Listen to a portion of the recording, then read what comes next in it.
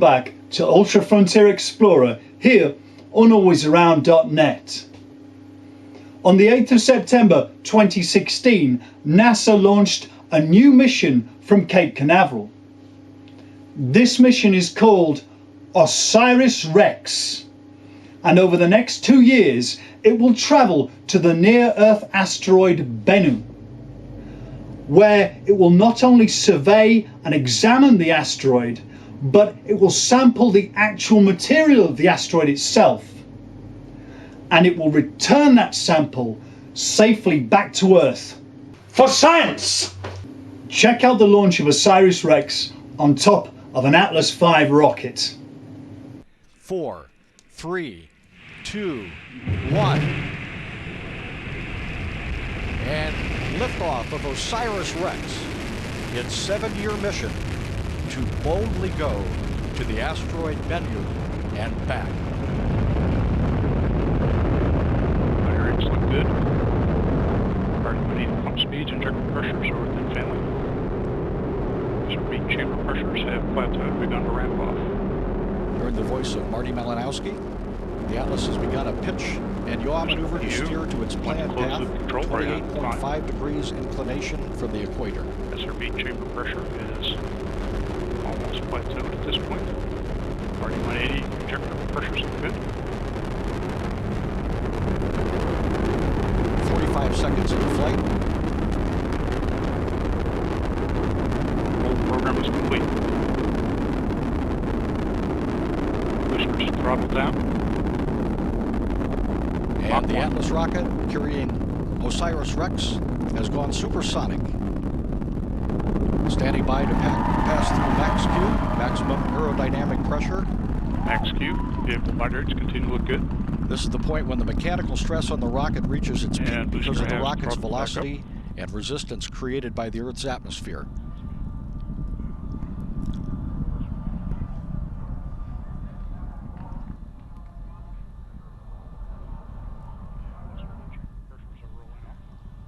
Signatures look good. Current altitude is 14 miles. Downrange distance is 9 miles. Current velocity 2,488 miles per hour. Range track shows vehicle progressing down the middle of the range. In about 30 seconds, the good. single solid rocket booster will be jettisoned at 2 minutes 19 seconds.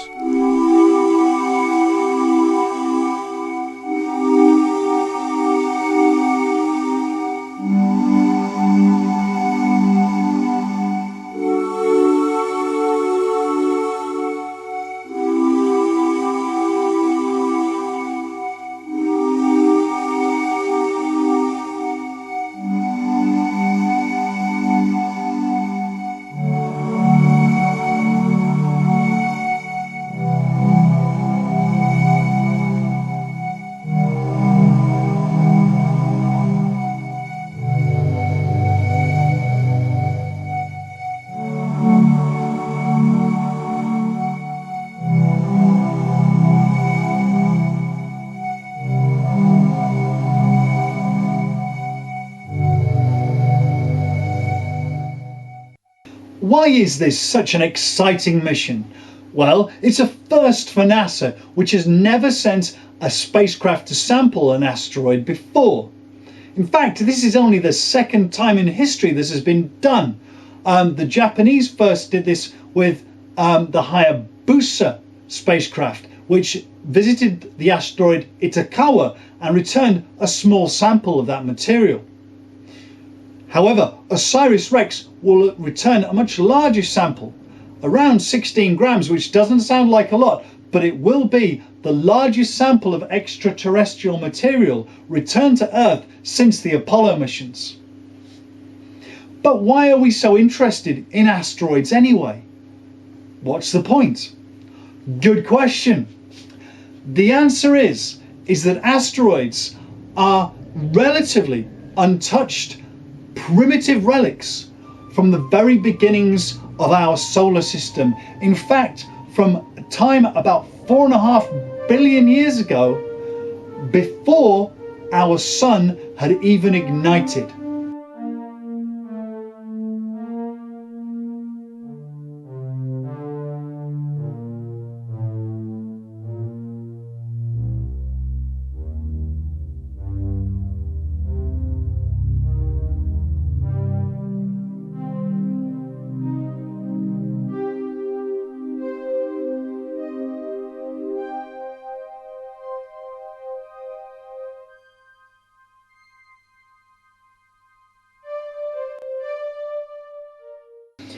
OSIRIS-REx is actually an acronym.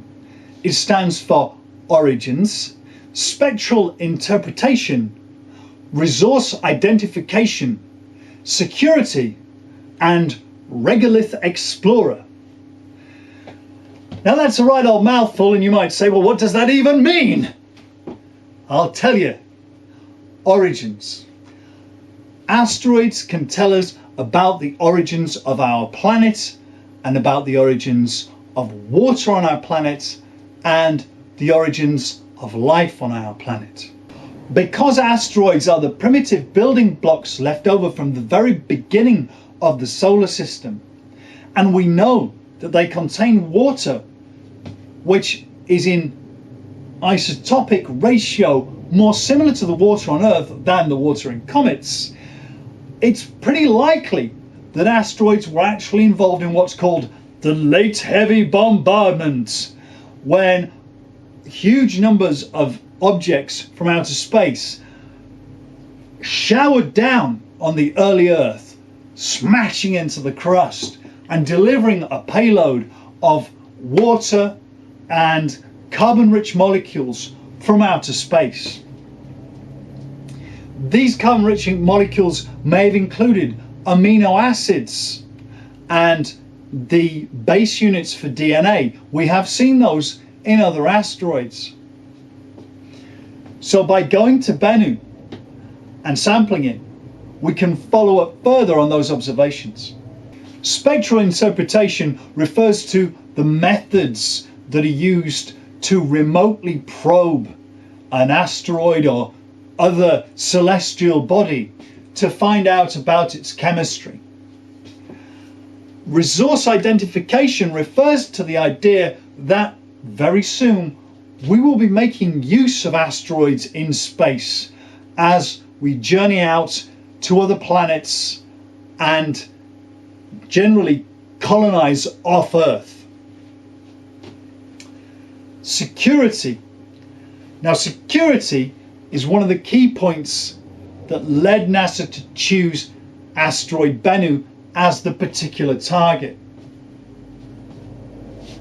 Because asteroid Bennu is on the list of potentially hazardous near-Earth objects. There is a 1 in 2,700 chance that Bennu, which is almost 500 meters in diameter, might hit Earth towards the end of the 22nd century. That is to say, sometime between 2175 and 2199. Now you might say, why is there such uncertainty? Well, there's two reasons for that. Number one is, in 2115, asteroid Bennu will pass between Earth and the Moon. And it's uncertain as to exactly how that gravitational interaction will affect the course of asteroid Bennu in the rest of the century. The second factor, which is very important, is something called the Yarkovsky effect. The Yarkovsky effect is where a small object, like an asteroid, as it turns during its day, which for Bennu is 4 hours long, absorbs heat from the sun in the daytime and then emits that heat in the nighttime. Now that emission of heat takes the form of infrared photons, and although photons have no mass, they can carry momentum, so this behaves as a very weak thruster. Very weak indeed, and for larger objects its effect is just, it's not important. But for objects the size of Bennu and smaller, this can have a significant effect on the future course of their orbit throughout the solar system, potentially changing that orbit so it might impact with another body, such as Earth or perhaps the Moon. And at 500 meters in diameter, asteroid Bennu has a mass of somewhere between 60 million to 80 million metric tons. And if you watched episode 3 of Ultra Frontier Explorer, Asteroid Day, which you should have done, and if you haven't, go and watch it. Go and watch it. Then you will know that an asteroid of that size impacting Earth would be an epic catastrophe.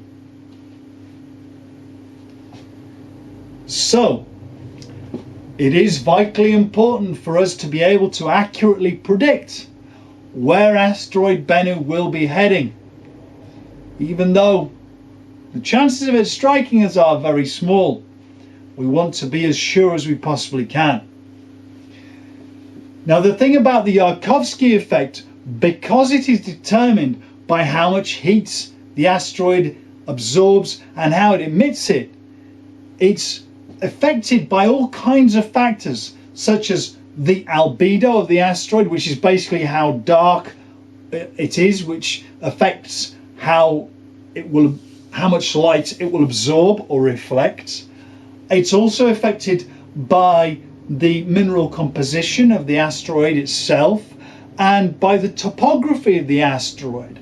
All of these things have an influence, and that's why OSIRIS-REx will be mapping Bennu over a period of about 2 years, because it will arrive at Bennu in 2018 and it will stick around there until early 2021 before it actually departs to return to Earth and drop off the sample in 2023. Now, when Hayabusa returned its sample capsule to Earth in 2010, it gave us a spectacular light show as not only the capsule but the main spacecraft itself burned up in Earth's atmosphere as they descended. However, when OSIRIS-REx returns its sample to Earth in 2023, it will only be the capsule itself, protected by its heat shield, that descends into Earth's atmosphere for collection. The main OSIRIS-REx spacecraft will go on into an orbit around the Sun, where it will remain more or less indefinitely unless it's repurposed for another mission. Because OSIRIS-REx is powered by solar panels, as long as it has sufficient propellant on board, there will always be that potential that it could be dispatched to examine another near-Earth asteroid.